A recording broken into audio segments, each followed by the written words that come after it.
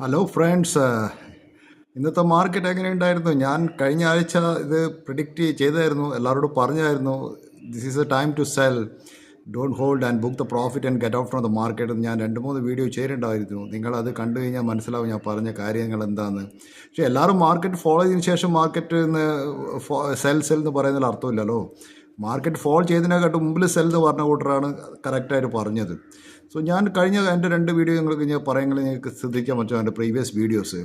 പക്ഷേ എനിവേ എനിക്കിപ്പോൾ നിങ്ങളോടുള്ള അഡ്വൈസ് എന്ന് വെച്ചാൽ don't sell, don't do anything in panic, wait. കാരണം മാർക്കറ്റിൽ മെയിൻ പ്രോബ്ലം ഒരു ജാപ്പനീസ് യെന്നിൻ്റെ പ്രോബ്ലമാണ്. അതിൻ്റെ ഒരു വലിയ ഇഷ്യൂ. അത് പിന്നെ US മാർക്കറ്റിൽ റിസഷൻ വരും, അതുകൊണ്ട് US സെൽ ഓഫ് ഉണ്ടായി. പിന്നെ വാറൻ ബഫറ്റ് ആപ്പിളിൻ്റെ സ്റ്റോക്കൊക്കെ വിറ്റഴിക്കുകയാണ്. മിഡിൽ ഈസ്റ്റിലെ വാറിൻ്റെ ഒരു ക്രൈസിസ്, ഇതൊക്കെ ഒരു അൺസർട്ടനിറ്റി മാർക്കറ്റിൽ വന്നതുകൊണ്ടാണ്. അത് ക്ലിയർ ചെയ്ത മാർക്കറ്റ് കറക്റ്റ് ആവുമെന്ന് എനിക്ക് തോന്നുന്നത്. So don't do anything in panic, just wait and watch.